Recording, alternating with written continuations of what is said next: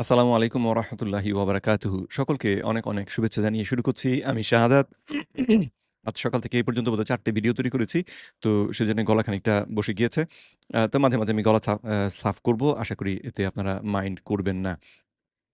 তো আম ডাক্তার শাহজাদা Selim, professor doctor শাহজাদা সেলিম তিনি ketogenic diet সম্পর্কে এই ভিডিওতে আলোচনা করেছেন এবং এর আগেও আমি আপনাদের দেখিয়েছি যে এই ভদ্রলোকের আসলে কেটোজেনিক ডায়েট সম্পর্কে আম শিক্ষা বলতে নেই। উনি এই বিষয়ে অত্যন্তই অজ্ঞ এবং কেটোজেনিক ডায়েট সম্পর্কে কতগুলো অত্যন্ত আজগুবি কথা তিনি বিশ্বাস করেন। উনার মুখেই উনি বলতে শুনেছি যে জার্মান যে 2nd ওয়ার্ল্ড ওয়ার এর সময় ২য় বিশ্বযুদ্ধের সময় যে ইহুদিদেরকে জার্মান সেনাবাহিনী যে বন্দী করে রেখেছিল যে ক্যাম্পগুলোতে, সেই যেগুলোকে কনসেনট্রেশন ক্যাম্প বলা হয় সাধারণভাবে। আ অশউইটজ একটা সেরকম ধরনের ক্যাম্প। সেখানে তাঁর দাবি মতে রোগীদেরকে কিটোজেনিক ডায়েট করিয়ে হত্যা করা হয়েছে। হত্যা করার জন্য কিটোজেনিক ডায়েট ব্যবহার করা হয়েছে। তো আপনারা এই বিষয়ে আমি এর আগে প্রমাণ দেখিয়েছি। কিন্তু আপনারা নিজেরাই এই অশউইটজের যে ওয়েবসাইট রয়েছে, কারণ এই অশউইটজের জাদুঘর রয়েছে এবং সেই জাদুঘরে এই কনসেনট্রেশন ক্যাম্প সম্পর্কিত যাবতীয় তথ্য তারা প্রকাশ করে রেখেছেন ওয়েবসাইটের মধ্যে, তাদের নিজস্ব ওয়েবসাইটের মধ্যে। এবং সেটা যদি আপনারা গিয়ে দেখেন সেখানে কি খাদ্যাভ্যাস আম অনুসরণ করানো হতো এবং বন্দীদেরকে কি খাবার দেয়া হতো, সেটা দেখলেই বুঝতে পারবেন যে সেটা মোটেও কিটোজেনিক ডায়েট না এবং তারা সেটা পরিষ্কার বলেছেন যে এটা কিটোজেনিক মানে এই ডায়েটের মধ্যে কিটোজেনিক ডায়েট ব্যবহার করা হয়েছে এরকম কোনো শব্দই সেখানে নেই এবং খাবার যেটা দেয়া হয়েছে তার মধ্যে একটা বিশাল পরিমাণই ছিল আসলে রুটি, যেটা কিটোজেনিক ডায়েটে আমরা ১ নম্বরে বাদ দিয়ে দিই। সুতরাং এই ভদ্রলোকের কিটোজেনিক ডায়েট সম্পর্কে কোনো ধারণা নেই। কিন্তু এই বিষয়ে পণ্ডিতের মতন বক্তব্য দেয়া মানে দিতে না পারলে উনার যেন কোনো সমস্যা হয়। এর আগে উনার ভিডিওর এজন্য আমি রিভিউ করেছি। করে উনার যে Facebook পেইজ সেখানে গিয়ে ভিডিও লিংক শেয়ার করেছিলাম। তারপরে উনি আমাকে Facebook এ ব্লক করে দিয়েছেন। আমি উনার পেইজে এখন আর ঢুকতে পারি না। তাতে একটা জিনিস আবার প্রমাণিত হয় যে উনি আমার ভিডিও সম্পর্কে জানেন। আমি যে উনাকে সমালোচনা করেছি সে বিষয়ে জানেন। আমি কেটোজেনিক ডায়েট বিষয়ে উনার থেকে বেশি জানি। তো কেটোজেনিক ডায়েট সম্পর্কে শিখতে চাইলে উনি আমার সঙ্গে কথা বললে আমার কাছ থেকে জানতে পারতেন। আমি যে দাবিগুলো করছি সেগুলো যদি মিথ্যে হয়, ভুল হয় তাহলে চ্যালেঞ্জ করুন। আমার কাছে প্রমাণ চান। আমি প্রমাণ দিয়ে দেখাবো। প্রমাণ যদি গ্রহণযোগ্য না হয় সেটা নিয়ে কথা বলুন। কিন্তু সে সমস্ত না করে উনি যদি আপনাকে জাস্ট ব্লক করে দেন পেজের মধ্যে, তাহলে বোঝা যায় যে উনি আসলে শিখতে আগ্রহী নন। বিজ্ঞানটা উনার আগ্রহের বিষয় নয়। উনি উনার ব্যক্তিগত যে উদ্দেশ্য, সেই উদ্দেশ্য নিয়ে এগিয়ে যাবার চেষ্টা করছেন। তো দুঃখজনক যেটা, লজ্জারও ব্যাপার আসলে। কারণ তিনি আমাদের যে বাংলাদেশ মেডিকেল ইউনিভার্সিটি সেখানকার একজন টপ এন্ডোক্রিনোলজিস্ট। তো এই রকমের বুদ্ধিহীন মানুষ যদি টপ এন্ডোক্রিনোলজিস্ট হয় তাহলে দেশের জন্য সেটা অত্যন্ত লজ্জার ব্যাপার। আচ্ছা, চট করে আমি আমার পরিচয় আপনাদেরকে একটু দেখাবো। আমার পরিচয় দেখাতে গিয়ে তো অন্য জায়গায় চলে গেলাম।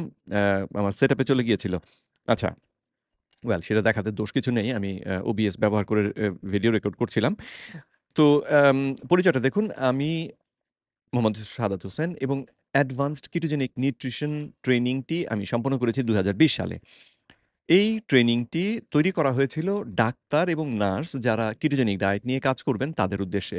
কিটোজেনিক ডায়েটের ভালো দিক, খারাপ দিক, কোথায় ঝুঁকি আছে, কোথায় সাবধানতা অবলম্বন করতে হবে, এই সমস্ত বিষয় নিয়ে এখানে বিস্তারিত পর্যালোচনা করা হয়েছে। তো আমি এই কোর্সটি সম্পন্ন করেছি এবং বাংলাদেশে আমার জানা মতে আর কেউ নেই যিনি এই কোর্সটি সম্পন্ন করেছেন। অর্থাৎ প্রাতিষ্ঠানিকভাবে কিটোজেনিক ডায়েট সম্পর্কে প্রশিক্ষণ বাংলাদেশে আমিই একমাত্র ব্যক্তি যে এটা সম্পন্ন করেছি। এই বিষয়ে তাই আমি আপনি প্রফেসর হলেও আপনার থেকে বেশি জানি। শিখতে যদি চান আমার সঙ্গে কথা বলুন। আমার সঙ্গে কথা বললে আমার কাছ থেকে শিখতে না চান, আমার সঙ্গে যোগাযোগ করুন। আমি কোথায় গেলে শিখতে পারবেন সেই লিংক দিয়ে দেব। কিন্তু না শিখে, না জেনে বাজে কথা বলবেন না। সেটা মেনে নেব না। তো এবারে চলুন উনার ভিডিওটা চালিয়ে দিয়ে শুনি উনি কি বলছেন এবং কথাগুলোর মধ্যে কোথায় ফাঁক, কোথায় গন্ডগোল সেটা আপনাদের সামনে তুলে ধরি। তাহলে শুরু হলো। এর খুব দ্রুত রক্তের গ্লুকোজ বেড়ে গিয়ে মারাত্মক অবস্থা হতে পারে, হাসপাতালে ভর্তি করেও মৃত্যু হতে পারে। তার ২ টা কন্ডিশন। একটা হলো ডায়াবেটিক কিটোএসিডোসিস, আরেকটা হলো এইচএইচএস বা হাইপারঅসমোলার হাইপারগ্লাইসেমিক স্টেট। তাহলে ওই কিটো ডায়েট দেখেন, আমি কিন্তু আগেই অ্যালার্ট করে দিয়েছি যে কিটোসিস মৃত্যুর কারণ। কিটোসিস মৃত্যুর কারণ এটা ঠিক। যদি কিটোঅ্যাসিডোসিসটা মৃত্যুর কারণ। সোজাসুজি কিটোসিসটা মৃত্যুর কারণ নয়। কিটোসিসটাকে মৃত্যুর কারণ বলে উনি ১ম এই একটা বিশাল ভুল করলেন। তো অ্যা কিটোসিস হচ্ছে কিটোন তৈরি হওয়ার প্রক্রিয়া। কিন্তু কিটোন তৈরি হতে, হতে যদি কিটোনের মাত্রা কারণ কিটোনটা কিভাবে তৈরি হয় একটু বলে নিই। কিটোন তৈরি হয় যখন আমাদের রক্তের মধ্যে ইনসুলিন হরমোনটা কম থাকে, তখন আমাদের দেহের মধ্যে জমে থাকা যে চর্বি অথবা খাদ্য হিসেবে যে আমরা চর্বি গ্রহণ করেছি, সেইগুলোকে ভেঙে শক্তিতে রূপান্তরের ব্যবস্থা করে। অর্থাৎ দেহটা তখন চর্বি ভাঙিয়ে চলে। আমাদের লিভার এই চর্বি ভাঙার প্রক্রিয়ায় কাজ করে, ভূমিকা রাখে এবং তারই পার্শ্ব প্রতিক্রিয়া হিসেবে কিটোন বলে একটা জিনিস তৈরি করে, যেটা চর্বি থেকে তৈরি হলেও সেটা পানিতে দ্রবণীয়। তো সেজন্যে চর্বিটাকে ভেঙে যখন কিটোন তৈরি করা হয়, সেই কিটোনটা রক্তের সঙ্গে মিশে যায়। কারণ সেটা পানিতে দ্রবণীয়। রক্তের যে জলীয় অংশ তার সঙ্গে মিশে যায়। তো কিটোন হচ্ছে অম্লধর্মী। কিটোনটা অম্লধর্মী। তো সেজন্যে আপনার রক্তের মধ্যে কিটোনের মাত্রা যত বাড়তে থাকবে, তত এই রক্তটা তত বেশি অম্লধর্মী হতে থাকবে। তো স যদি আমাদের রক্তের মধ্যে কিটোনের মাত্রা আ ৭ বা মানে ৫, ৬, ৭ মিলিমোল পর্যন্ত থাকে, তাহলে দেখা যায় রক্তের যে অম্লতা বৃদ্ধি পায়, সেই বৃদ্ধিটা আমাদের দেহ সামলে নিতে পারে। এতে দেহের কোনো ক্ষতি হয় না এবং দেহের এতে অনেকগুলো বরং উপকারী পরিবর্তন হয়। তবে ৭ মাত্রায় কিটোন তুলতে পারাটা রীতিমতো একটা অসম্ভব কাজ। আপনি যদি ৭ দিন উপোস করে তারপরে ৩ বেলা ব্যায়াম করেন, তাহলে হয়তো ৭ মিলিমোল পর্যন্ত আপনার কিটোন উঠতে পারে। এটা ওঠানো খুবই কঠিন এবং মানে ১ দিন না খেয়ে থেকে এই কিটোন তৈরি করা প্রায় হয় না। যাদের কিটোজেনেসিস বা যারা মানে এইরকম খাদ্য অভ্যাসে অভ্যস্ত নন, তাদের ক্ষেত্রে ওই ১ দিন না খেয়ে থেকেছি তাতেই আমার কিটোজেনেসিস বন্ধ হয়ে গিয়েছে। না, ভুল বললাম। তাতেই আমাদের কিটোজেনেসিস আ হচ্ছে দেহের মধ্যে বিশাল মাত্রায়। না, এটা হয় না। আরেকটা মজার ব্যাপার হচ্ছে যে যদি কেউ অনেক কষ্ট করেও কিটোনের মাত্রা ওই ৬-৭ মাত্রায় তুলতে পারে, তারপরে দেখা যায় তাদের জন্যে কিটোন মাত্রা আর বাড়ানোটা অসম্ভব হয়ে পড়ে। কারণ কিটোনটা ওই মাত্রায় ওঠার পরে রক্ত থেকে আমাদের প্যানক্রিয়াস থেকে ইনসুলিন হরমোন নিঃসরণ হয়। ইনসুলিন হরমোনটা যদি রক্তে বেড়ে যায় তাহলে কিটোজেনেসিস বন্ধ হয়ে যায়। কিটোসিস যেটাকে উনি বললেন সেটা বন্ধ হয়ে যায়। সেটা বন্ধ হয়ে গেলে রক্তে নতুন কিটোন আর যোগ হয় না। তার মানে রক্তের যে অম্লতা সেটা আর বাড়ে না।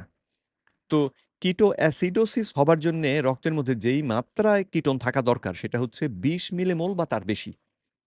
তো যেখানে আমি ৬-৭ এর উপরে উঠতেই পারি না, সেখানে ২০ হবে কি করে? তাহলে প্রশ্ন হচ্ছে যে তাহলে লোকেদের কিটোঅ্যাসিডোসিস কি করে হয়? কিটোঅ্যাসিডোসিস কিন্তু টাইপ 1 ডায়াবেটিকদের হয়। অন্য কারো না। কিটোঅ্যাসিডোসিস তাদের ক্ষেত্রে হয় তার কারণ হচ্ছে এই যে ৬-৭ মিলিমোল উঠে গেলে, কিটোন উঠে গেলে তখন আমাদের প্যানক্রিয়াস থেকে যে ইনসুলিন নিঃসরণের ঘটনা টাইপ ১ ডায়াবেটিকদের প্যানক্রিয়াস তো ইনসুলিন বানাতে পারে না। ফলে তারা যদি উপোস করেন, তারা যদি উপোসের সঙ্গে ব্যায়াম করেন এই ২-৩ দিন ধরে, তাহলে তাদের কিটোন তৈরি শুরু হবে এবং কিটোনের মাত্রা বাড়তেই থাকবে। এটাকে থামানো যাবে না। তো সেজন্যে তারা যদি কিটো ডায়েট করতে চান, তাহলে তাদেরকে সাবধান হতে হবে এবং দিনে যদি আপনি ১ বার কমপক্ষে বা ২ বার এই ইনসুলিন ইনজেকশন আকারে গ্রহণ করেন, যেটা টাইপ 1 ডায়াবেটিক রোগীদের জন্য করতেই হয়, তাহলে কিন্তু আপনার আবার কিটো অ্যাসিডোসিস হওয়াটা অসম্ভব। তো এই ক্ষেত্রে টাইপ 1 ডায়াবেটিক যারা, তাদের চট করে ইনসুলিন বন্ধ করা চলবে না। আপনি যেই ডায়েটই করুন, ইনসুলিন আপনি বন্ধ করতে পারবেন না। কারো ক্ষেত্রে এই গন্ডগোল যেটা হয়, সেটা হচ্ছে যে ডাক্তার বলে দিয়েছেন রোগীকে টাইপ 2 ডায়াবেটিক।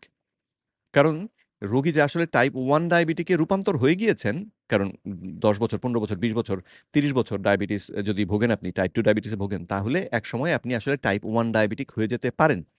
তো কারো ক্ষেত্রে এটা হয় যে আপনি টাইপ 2 ডায়াবেটিস দিয়ে যাত্রা শুরু করেছেন এবং এখন আপনি টাইপ 1 হয়ে গিয়েছেন। কিন্তু ডাক্তার যেহেতু শুধু রক্তের চিনি বেড়েছে কিনা সেটাই পরীক্ষা করে, আপনার দেহে ইনসুলিন উৎপাদন হচ্ছে কিনা সেটাকে যেহেতু পরীক্ষা করে না, সেই কারণে ডাক্তারও জানে না যে আপনি আসলে এখন টাইপ 1।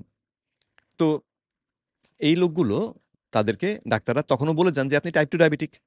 ফলে এই মানুষটি যখন শোনেন যে কেটোজেনিক ডায়েটের মাধ্যমে টাইপ 2 ডায়াবেটিস সারিয়ে ফেলা যায়, তিনি জেনেছেন ডাক্তারের কাছ থেকে যে তিনি টাইপ 2 ডায়াবেটিক। সুতরাং তিনি টাইপ 2 ডায়াবেটিস এই কেটোজেনিক ডায়েট অনুসরণ করে এটাকে সারানোর চেষ্টা করেন এবং তখন বিপদে পড়েন।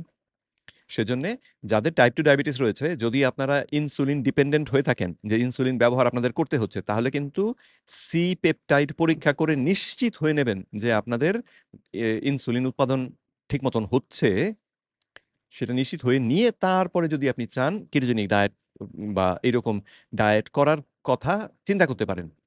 কিন্তু ওই পরীক্ষাটা না করে কিন্তু এই কাজ করবেন না। তাহলে নিজের অ্যা মাথাটাই কেটে ফেলার মতন অবস্থা হবে। কারণ আপনি মৃত্যুবরণও করতে পারেন এই কিটো অ্যাসিডোসিস হয়ে। তো এই কথাগুলো মনে রাখবেন পরবর্তী আলোচনার জন্যে। তো উনি বলেছেন কিটোসিস হলেই সর্বনাশ। আমি বুঝিয়ে বললাম আপনাদের কিটোসিস হলে বরং সেটা ভালো। কিন্তু কিটোসিস যদি ২০ মিলিমোলের উপরে উঠে যায় তখন সেটা কিটো অ্যাসিডোসিস, যেটা মানুষের মৃত্যুর কারণও হতে পারে। কিন্তু যারা টাইপ 1 ডায়াবেটিক নন তাদের ক্ষেত্রে কিটো অ্যাসিডোসিসটা আবার কখনোই হয় না। এখন বজ্র এটা শুধু পড়ছে। অন্যদের ক্ষেত্রে অন্যভাবে হতে পারে, কিন্তু এখানে যে রোগীগুলো সব ওষুধ বন্ধ করে দিয়ে শুধুমাত্র শর্করা বেশি কমিয়ে ফেলে প্রোটিন নির্ভর খাবার খাচ্ছেন, তারা কিন্তু ওই কিটো ডায়েটকে করে কিটোসিসকে ডেকে আনছেন। তো যেটা তাদের জন্য আসলে উপকারী। তবে ওই যে এই কথা আমরা বারবার জোর দিয়ে বলি যারা কেটোজেনিক ডায়েট নিয়ে আসলে প্রশিক্ষিত, যে চট করে কোনো পরিবর্তন করা যাবে না। ঔষধ যদি পরিবর্তন করতে হয় চিকিৎসকের পরামর্শ নিয়ে চিকিৎসকের তত্ত্বাবধানে করতে হবে। যদি কোনো ভাই নিজ দায়িত্বে এটা করতে শুরু করেন, আপনাকে পুরো ব্যাপারটা বুঝতে হবে যে আপনার দেহের আসলে অবস্থাটা কি? সেটা বুঝে নিয়ে করতে হবে। যদি না বুঝে চোখ বন্ধ করে একটা কিছু করে ফেলেন তাহলে কিন্তু আত্মহত্যা করা শামিল সেটা। মানে ওনাদের, আমি যদি বাংলাদেশের কথা বলি, আমাদের কিছু কিছু হাসপাতালের তথ্য আছে যে একদিনে ৬ জন রোগী ইনসুলিন বন্ধ করে এই কাজ করতেছিলেন, তার মধ্যে ডায়াবেটিক কিটোএসিডোসিস নিয়ে ভর্তি হয়েছেন। এই যে ৬ জন রোগী ভর্তি হয়েছিলেন, খুব সম্ভবত আপনারা এই ডাক্তার শাহজাদা সেলিম, আপনারা তাদেরকে বলে দিয়েছিলেন যে এই লোকগুলো টাইপ 2 ডায়াবেটিক। খুব সম্ভবত, নিশ্চিত বলতে পারছি না। কিন্তু খুব সম্ভবত তাদেরকে বলে দিয়েছিলেন যে তারা টাইপ 2 ডায়াবেটিক। অথচ এই লোকগুলো আসলে টাইপ 1 ডায়াবেটিক ছিল। ফলে তারা যেহেতু বিশ্বাস করত যে তারা টাইপ 2 ডায়াবেটিক, সেই কারণে তাদের জন্যে ইনসুলিন কমানোটা কমাতে পারাটা তো আসলে উপকারী। তো সেজন্য তারা চেষ্টা করেছেন এই ডায়েট ব্যবহার করে ইনসুলিন বন্ধ করে দিতে। তো ইনসুলিন বন্ধ করে দেওয়ার পেছনে তাহলে যদিও সেটা অন্যায়, অন্যায় বলা ঠিক হলো না। যদিও সেটা তাদের জন্য ভুল সিদ্ধান্ত। কিন্তু সেই ভুল সিদ্ধান্তটার পেছনে যে জ্বালানি বা পেছনে যে ইন্ধনটা সেটা এসেছে আপনাদের অপতথ্যের কারণে বা মিসডায়াগনোসিস এর কারণে। টাইপ 2 ডায়াবেটিক রোগী যিনি নন তাকে আপনারা টাইপ 2 ডায়াবেটিক বললে তখন তিনি তো ভুল করতেই পারেন। আবার যদি আমরা খুব বড় রেফারেন্স দেই, ল্যান্ডসেট হলো পৃথিবীর একদম শীর্ষস্থানীয় জার্নাল। তারা পাবলিশ করলো যে যারা কিটো ডায়েট করছে ডায়াবেটিস নিয়ে, তাদের ক্ষেত্রে শুধু হৃদরোগের, আমরা বারবারই বলছি হৃদরোগ সবচেয়ে বড় ঝুঁকি, হৃদরোগের ঝুঁকি মানে হৃদরোগের মৃত্যুর ঝুঁকি ৩২ থেকে ৩৪% বেড়ে যাবে। যেই স্টাডিটার কথা তিনি বলছেন, এই স্টাডিটা নিয়ে এর আগে আমি ভিডিও করেছি। ল্যান্সেটেই প্রকাশিত। কিন্তু এই স্টাডিটা পরবর্তীতে ল্যান্সেটে প্রকাশিত কমেন্টে অন্য স্কলাররা বলেছেন যে এই এইটার গবেষণাটার যে অ্যাম উপসংহার সেটা নির্ভরযোগ্য নয়। কারণ এই গবেষণাটা কিটো ডায়েটকে নিয়ে পরীক্ষাই করেনি। মানে প্রথমত গবেষণাটার গুণগত মান অত্যন্ত নিম্নমানের। কিন্তু সেটাকে যদি বাদও দিই, তারপরেও এই গবেষণাটা আসলে কিটো ডায়েট নিয়ে কাজ করেনি। এমনকি লো কার্বোহাইড্রেট ডায়েট যেটাকে বলা যায়, সীমিত শর্করা ভিত্তিক খাদ্য অভ্যাস যেটাকে বলা হয়, সেটাও করেনি। তারা যেখানে ৫৫% খাবার আসতো তো এই লোকগুলোর শর্করা থেকে, সেটাকে কমিয়ে তারা ৪০% ৩৭% নামিয়ে এনেছিলেন। অথচ আ সীমিত শর্করা ভিত্তিক খাদ্যাভ্যাসের উচ্চ সীমা হচ্ছে ২৬% শর্করা। তো ২৬% এর বেশি খেলেই আপনি আর সীমিত শর্করাও খাচ্ছেন না। তো পরে এই যে গবেষণাটা, সেই গবেষণাটার আ শিরোনামকে এই অন্য বিশেষজ্ঞদের প্রতিবাদের কারণে তারা শিরোনামটাকে পরিবর্তন করে বলেন যে, তুলনামূলকভাবে কম শর্করা খাওয়া, তুলনামূলকভাবে কম শর্করা খাওয়া। তারা সীমিত শর্করা আর বলেননি। কারণ সীমিত শর্করা খাদ্যাভ্যাসের একটা সংজ্ঞা রয়েছে। তাদের গবেষণাটা সেই সংজ্ঞা অনুযায়ী হয়নি। আর কিটো ডায়েট তো নয়ই। তো সেই স্টাডিটার কথা বারবার উনি উল্লেখ করেন। মজার ব্যাপার হচ্ছে ঠিক ওই স্টাডিটার আগে ১ বছর আগে ২০১৭ সালে ল্যান্সেটের মধ্যেই আরেকটা গবেষণা প্রকাশিত হয়েছিল। সেখানে দেখা গিয়েছিল যে কার্বোহাইড্রেট খাওয়া বাড়ানোর সঙ্গে, সঙ্গে মৃত্যু ঝুঁকি বাড়ে। তো ওইটা কি তাহলে ফেলে দেব? তাহলে এরা কিন্তু মৃত্যুকে আলিঙ্গন করছে না, সোজা বাংলায় বললে এটা হবে। উনি ওনারা আসলে যেটা করছে, গবেষণাটা বোঝেননি। ইনসুলিন বন্ধ করে দিচ্ছেন, কারণ ওনাকে ওভাবেই বলা হয়েছে কিছু লাগবে না, এবং যার ইনসুলিন লাগবে ওনাকে তার ইনসুলিন বন্ধ করার সুযোগ নাই। যার ইনসুলিন লাগবে তার বন্ধ করার সুযোগ নেই, এটা ঠিক কথা। কিন্তু ইনসুলিন লাগে কার? টাইপ 1 ডায়াবেটিকের। টাইপ 1 ডায়াবেটিকের অবশ্যই ইনসুলিন নিতে হবে। কিন্তু টাইপ 2 ডায়াবেটিক যিনি, তার দেহে ইনসুলিন এমনিতেই তৈরি হচ্ছে মাত্রাতিরিক্ত, এবং চিকিৎসা হচ্ছে কি করে ইনসুলিনটাকে কমিয়ে আনা যায়। খাবার থেকে শর্করা বাদ দিয়ে দিলে দেহে ইনসুলিনের প্রয়োজনটা থাকে না, এবং সেইভাবেই আমরা ইনসুলিন রেজিস্ট্যান্সটাকে কমিয়ে আনতে পারি। তো বন্ধ করে খুব দ্রুত একটা খারাপ অবস্থায় পৌঁছে যায়। কিন্তু প্রথম দিকে হচ্ছে কি, যেহেতু শর্করা বেড়ে গেলে ব্লাড সুগার বাড়ে, শর্করা নাই, প্রায় জিরোর কাছাকাছি চলে আসে, সুগার কিন্তু কমে যাচ্ছে। তাহলে বডি চলবে কি করে? শর্করার চাহিদাটা কোথায়? আমাদের তো ফুয়েল তো ওইটাই। না, আমাদের ফুয়েল শুধু ওইটা না। একজন এন্ডোক্রিনোলজিস্ট হিসেবে আপনি শর্করাকে ফুয়েল তো ওইটাই, এই যে শব্দটা যোগ করে যে বললেন, এটা বলতে পারেন না। মানবদেহ শর্করা বা গ্লুকোজ ব্যবহার করে চলতে পারে। কিন্তু যদি আমাদের গ্লুকোজ আমরা খাদ্য হিসেবে গ্রহণ না করি, তখন রক্তে গ্লুকোজের মাত্রা সর্বনিম্ন যে স্বাভাবিক মাত্রা সেখানে এসে থেমে যায়। কারণ এই কথাটিও আপনার হয়তো খেয়াল নাই যে আমাদের লিভার প্রয়োজনে গ্লুকোজ নিজেই উৎপাদন করতে পারে। তো আমরা যদি প্রোটিন এবং ফ্যাট ঠিক মতন খাই, তাহলে আমাদের লিভার দেহের প্রয়োজনীয় যে গ্লুকোজ সেটা উৎপাদন করে দেবে। ফলে রক্তে গ্লুকোজ থাকবে, একেবারে যতটুকু না থাকলেই নয় ততটুকু। অর্থাৎ রক্তে যে চিনির মাত্রা বেড়ে যাওয়া সেটা ঘটবে না। তাহলে টাইপ 2 ডায়াবেটিক রোগীর জন্য তো সেটা একটা বিশাল উপকার, বিশাল পাওয়া, যে তার রক্তে চিনির মাত্রা ওঠানামা করছে না। তো আম এবং যখন এই চিনির মাত্রাটা একদম সর্বনিম্নে রয়েছে, উনার কথা শুনে যেরকম মনে হলো যে চিনিটা কমে শূন্য হয়ে যাবে। যেটাতে নির্দেশ করে যে উনি আসলে ডায়াবেটিক রোগী বা মানুষেরই দেহে গ্লুকোজটা কিভাবে ব্যবস্থাপনা হয় সে সম্পর্কে হয়তো ঠিক অ্যা ওয়াকেবল নন। একজন অধ্যাপক হয়ে, ডাক্তার হয়ে এরকম বোকার মতন কথা কি করে বলেন আমার তো মাথায় ঢোকে না। তো লিভার থেকে গ্লুকোজ উৎপাদনের প্রক্রিয়াটা একটা ডিমান্ড ড্রিভেন প্রসেস। অর্থাৎ চাহিদা ভিত্তিক ব্যবস্থা। চাহিদা যদি হয়, দেহের যদি প্রয়োজন পড়ে আ এ এই ইসের গ্লুকোজের, আমাদের লিভার সেটা তৈরি করে দেবে। সুতরাং খাবার থেকে শর্করা বাদ দিয়ে দিয়েছি, সেজন্য কারো দেহে রক্তে এই শর্করার অভাব পড়ে যাবে, গ্লুকোজের অভাব পড়ে যাবে, এই বিষয়টা অসম্ভব। ফুয়েল ছাড়া বডি চলবে? পারবে না তো। এবং এরা দ্রুত মৃত্যুবরণ করতে বাধ্য হবে। একদম বাজে কথা। আপনার এখানে আমরা আরো অনেকগুলো সেমিনার হচ্ছে, আমরা কিন্তু ওই এভিডেন্স গুলো, সারা পৃথিবীতে বহু স্টাডি হয়েছে, সেগুলোই আমরা দেখাচ্ছি যে অন্যান্য জায়গায়, যেমন আমেরিকান ডায়াবেটিস অ্যাসোসিয়েশন, তাদের যে জার্নাল ডায়াবেটিস কেয়ার, তারাও কিন্তু ওই ল্যান্সেটের পাবলিকেশনের মতোই পেয়েছে। তারা ওই 32 থেকে 34% মৃত্যুর হার বেড়ে যাচ্ছে। A American diabetic association, European diabetic যে রিসার্চ ফাউন্ডেশন, যে একটা কি আছে EASD তাদের নাম। তাদের সঙ্গে মিলে যে জয়েন্ট স্টেটমেন্ট দিয়েছিল, তাতে তারা বলেছিলেন যে রোগীদের জন্যে শর্করা খাওয়া বন্ধ করাটাই সবথেকে কার্যকরী ডায়াবেটিস নিয়ন্ত্রণের, ডায়াবেটিস ব্যবস্থাপনার উপায়। আর আপনি বলছেন তারা বলেছে এই হৃদরোগের ঝুঁকি বাড়ে? প্রমাণটা একটু দেখাবেন দয়া করে। তো মৃত্যু যে সবচেয়ে খারাপ অবস্থা, সেটাই কিন্তু ডেকে আনছে। তো এটা তো আমরা কখনোই এটার পক্ষে যেতে পারবো না। সারা পৃথিবীর সব জায়গাতে যা যা ডায়াবেটিসের চিকিৎসা পদ্ধতি, একদম আপডেটেড পদ্ধতি, তার সব বাংলাদেশে আছে। এটা একটা ভালো খবর, কিন্তু একটু দুর্বল অবস্থায়, কারণ ডায়াবেটিসের চিকিৎসা ব্যয়বহুল চিকিৎসা সাধারণত। জি, ডায়াবেটিসের চিকিৎসা অত্যন্ত ব্যয়বহুল। তো ব্যয়বহুল এই চিকিৎসার দিকে আমি কেন যাব, যদি খাদ্য পরিবর্তনের মাধ্যমে এটাকে আমার দেহ থেকে বিতাড়ন করে দেয়া যায়? যদি আমার রক্তের চিনির মাত্রাটাকে আমি স্বাভাবিক রাখতে পারি শর্করা না খেয়ে, তাহলে কেন আমি ওষুধ খেতে খাবার দিকে যাব? যার ৩০ বছরের ডায়াবেটিস, তার ওষুধ খেতে হচ্ছে, তার ব্যাপারটা ভিন্ন। তাকে ডায়াবেটিস তার চিনি খাওয়া কমিয়ে দিয়ে, বন্ধ করে দিয়ে, তার অবস্থাটাকে স্বাভাবিক সুস্থ অবস্থায় ফিরিয়ে আনতে একটু সময় নিতে হবে। সেই সময় হয়তো ঔষধ কিছু প্রয়োজন পড়তে পারে স্বল্পমেয়াদে। কিন্তু দীর্ঘমেয়াদে ওষুধ আমি কেন ব্যবহার করব? তাহলে সেটা অসুখটাকে ব্যবস্থাপনা করা কি করে হলো? আর এই যে আ খরচ মানে ব্যয় সাপেক্ষ একটা চিকিৎসা। সেই চিকিৎসা জারি রেখে তো আপনারা ফার্মাসিউটিক্যাল কোম্পানির ব্যবসার ব্যবস্থা করে দিচ্ছেন। আপনাদের যেন রোগী বারবার ফিরে আসে আপনাদের কাছে, তার নিজেরা যেন ফি পান, তার ব্যবস্থা করছেন।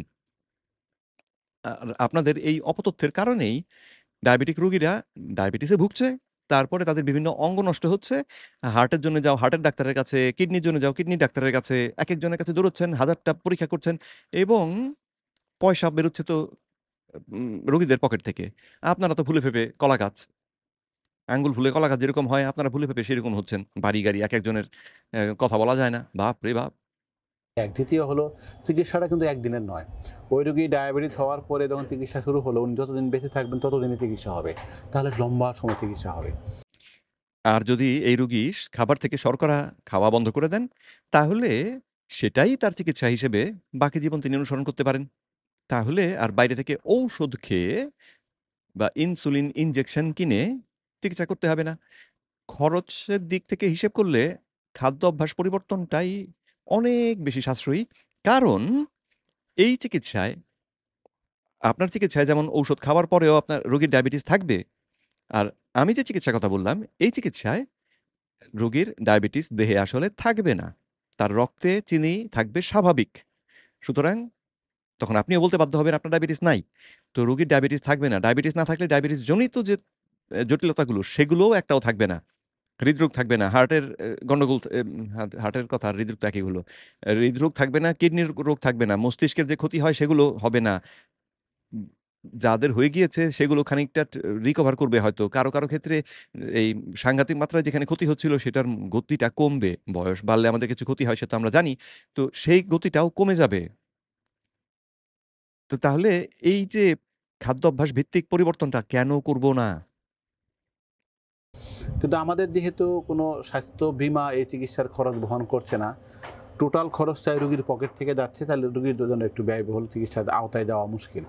এবং গরিব রোগীরা সেজন্য চিকিৎসা করতে পারে না এবং স একটা অত্যন্ত সহজ, সস্তা, কার্যকরী চিকিৎসা থাকার পরেও উনারা যেহেতু এই চিকিৎসা সম্পর্কে বলেন না এবং এর বিরোধিতা করেন না জেনে, ফলে এই গরিব রোগীরা সবথেকে বেশি ক্ষতিগ্রস্ত হয়।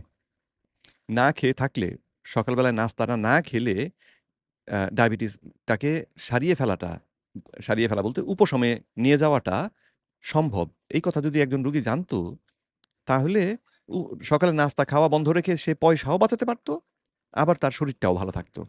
কিন্তু আপনারা তো বলছেন সকালে উঠেই আপনাকে খেতেই হবে। ক্ষতি করছেন রোগীর। কিন্তু বাংলাদেশের মানুষের আর্থিক সঙ্গতি অনেক বেড়ে গেছে। প্রায় সবাই কিন্তু চিকিৎসা নিতে পারবেন। কিন্তু বাংলাদেশে সবাই এখন ধনী। তবুও একদম আদর্শ চিকিৎসা পদ্ধতি কিন্তু করা যায়নি। এখন আমি পদ্ধতিগুলার কথা যদি বলি, তাহলে ডায়াবেটিসের রোগী যখন আগে যেগুলো বললাম যে খাদ্য ব্যবস্থাপনা, শারীরিক শ্রম, তারপর যখন ওষুধ শুরু হবে, সবার আগে চলে আসবে ইনসুলিন সেনসিটাইজার। মানে একটু আগে যে বলছি ইনসুলিন রেজিস্ট্যান্স দূর করতে হবে। খাদ্যাভ্যাসকে আপনি ১ নম্বরই বললেন। কিন্তু তারপরেও রোগী যখন নাকি এই পরবর্তী ধাপে আসে, ঔষধ তাদেরকে ব্যবহার করতে হয়, সেটা নির্দেশ করে আপনারা যে খাদ্য অভ্যাসের কথা বলেন, আপনারা যে খাদ্য উপদেশ দেন, সেই উপদেশটা ভুল। সেই উপদেশটা ভুল কারণ সেটা যদি সঠিক হতো, তাহলে রোগীর অবস্থা তো খারাপের দিকে যেত না।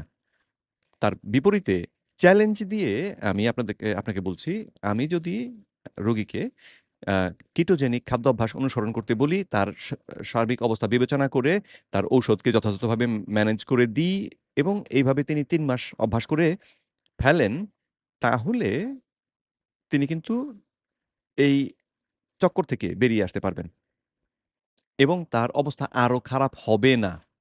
এটা আমি কনফিডেন্টলি আত্মবিশ্বাসের সঙ্গে বলতে পারি। তার কারণ হচ্ছে পরীক্ষা করা হয়ে গিয়েছে। পরীক্ষা করা হয়েছে এবং এই ফলাফলই পাওয়া গিয়েছে। তো এমন একটা খাদ্য অভ্যাস যেটা ডায়াবেটিসকে সারিয়ে দেবে বা উপশমের মধ্যে নিয়ে রাখবে। সঙ্গে ডায়াবেটিস জনিত যে জটিলতাগুলো সেগুলো থেকে মুক্ত রাখবে। তাহলে সেই খাদ্য অভ্যাসে রোগীর ক্ষতি হবে কি করে? রোগীর ক্ষতিটা হবে কি করে? সেন্টিজার, মেসফরমিন অথবা পায়োগ্লিডাজন, এটা আমরা বহু কাল থেকে ব্যবহার করে আসছি। তারপরে কিছু ট্যাবলেট আছে, ইনসুলিন আছে, ইনজেকশন আছে। তো এখন প্রধানত নতুন ধরনের যে ট্যাবলেটগুলো, যেটা হৃদরোগ কমাতে পারে, ওজন কমাতে পারে, রোগীর লিপিড প্রোফাইল উন্নতি করতে পারে, এরকম ট্যাবলেটগুলো সারা পৃথিবীব্যাপী ব্যাপক সমাদৃত। আমার কেটোজেনিক ডায়েট কিন্তু এই সবগুলো কাজই করতে পারে। আপনার লিপিড প্রোফাইল ভালো করতে পারে, রোগের ওজন কমিয়ে ফেলতে পারে, হৃদরোগের ঝুঁকি কমিয়ে ফেলতে পারে। তাহলে কেটোজেনিক ডায়েট নয় কেন? বাংলাদেশেও আমরা খুব ব্যবহার করছি। অনেক বেশি দাম না, কিন্তু একটু বেশি দাম। ইনসুলিনের ক্ষেত্রে কিছু আমি খুব সংক্ষেপে বলি, কারণ ইনসুলিন নিয়ে বেশি কিছু বলার দরকার নাই। ডায়াবেটিস হয়েছে মানে ওনার আজকে ইনসুলিন লাগবে, না হলে কালকে ইনসুলিন লাগবে। না। এটাই নির্দেশ করে যে আপনি আসলে প্রশিক্ষিত এন্ডোক্রিনোলজিস্ট নন। টাইপ 2 ডায়াবেটিক রোগীর ক্ষেত্রে তার দেহে যে অতিরিক্ত ইনসুলিনটা রয়েছে, এই কথা আপনি জানেনই না। কারণ জানলে এরকম এই কথাটা তো আহাম্মকের মতন কথা, তাই না? যখন আমি জানি যে একজন রোগীর দেহে ইনসুলিন আছে মাত্রাতিরিক্ত, তারপরেও আমি বলছি যে তাকে ২ দিন পরে ইনসুলিন লাগবেই। তখন এটা তো মূর্খের মতন কথা, তাই না? তো টাইপ 2 ডায়াবেটিক রোগীর সমস্যা হচ্ছে তার ২ টো জিনিস। রক্তে চিনিও বেশি, ইনসুলিনও বেশি। আপনারা তাকিয়ে আছেন চিনির দিকে এবং চিনি নিয়ন্ত্রণ করতে গিয়ে ইনসুলিনকে আরো বাড়াচ্ছেন। ইনসুলিন বেড়ে যে ক্ষতি হচ্ছে তার দিকে কে দেখবে? সেটাও তো দেখতে হবে, তাই না? লাগবেই। উনি যদি খুব দ্রুত মৃত্যুবরণ না করেন, আমরা কখনোই চাই না দ্রুত মৃত্যুবরণ করেন, তাহলে এটা ভুল কথা বললেন। আপনারা আসলে চান মানে বুঝে চান না কিন্তু না বুঝে রোগীকে মৃত্যুর দিকেই ঠেলে দেন। তো এই বিষয়ে আরেকটা ভিডিও আমি এক্ষুনি দেখাবো কিনা? আচ্ছা দেখি ওটা খোলা আছে কিনা। আম আমি এটাকে দেখিয়েছিলাম না, নিক নরউইটসের না। আচ্ছা আমার হিস্ট্রি থেকে গিয়ে খুঁজে বার করি ভিডিওটা। আ কারণ সকালেই আমি দেখেছি এই ভিডিওটা। কোথায় গেল, কোথায় গেল, কোথায় গেল? পেয়েছি। এই দেখো আবার FlexJobs is অ্যাডভার্ট the চলে এলো number রে! one job site to অ্যাডভার্টের find সময় আমাকে remote, বকবক করতে work হবে from কারণ home, and নয়তো flexible এই দেখো একই অ্যাডভার্ট FlexJobs is the কয়বার number আসে রে one বাপ! job site to find আমি remote, তো work ঘরে from বসে home, আছি। and flex flexible job job আমার দিয়ে কি opportunities. হবে? Yeah. So, yeah, again, a lot going on with what.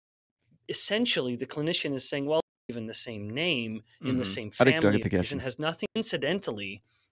Now, there are some people who have had type 2 diabetes who coincidentally develop type 1, which is an autoimmune disease and has nothing to do with type 2. I don't even think they should be given the same name. আমি যে দাবিটা করেছিলাম professor Ben বিকম্যানের মুখে আপনারা তাহলে শুনলেন সেই দাবিটা যে কিছু মানুষ টাইপ 2 ডায়াবেটিস দিয়ে যাদের যাত্রা শুরু হয়েছে তাদের কেউ আবার টাইপ 1 ডায়াবেটিকে রূপান্তর হয়ে যেতে পারেন এবং ডায়াবেটিক রোগী আপনি যদি টাইপ 2 আপনাকে ডাক্তার বলে দিয়ে থাকে তাহলে যেকোনো পরিবর্তন করার আগে একবার সি পেপটাইড পরীক্ষাটা করে দেখবেন যে আপনার আসলে প্যানক্রিয়াস ইনসুলিন উৎপাদন করে কি না। যদি সেটা না করেন তাহলে কিন্তু নিজের ঠ্যাং নিজে কেটে ফেলবেন। এই ভুলটা করবেন না। তো পার্থক্যগুলো শুনুন। ইনসুলিন আমাদের ডাক্তার শাহজাদা সেলিম বললেন যে ইনসুলিন নিতেই হবে। ইনসুলিন নিলে রোগী যে আসলে আরো দ্রুত মরবে সে কথা শুনুন প্রফেসর বেন বিকম্যানের মুখে।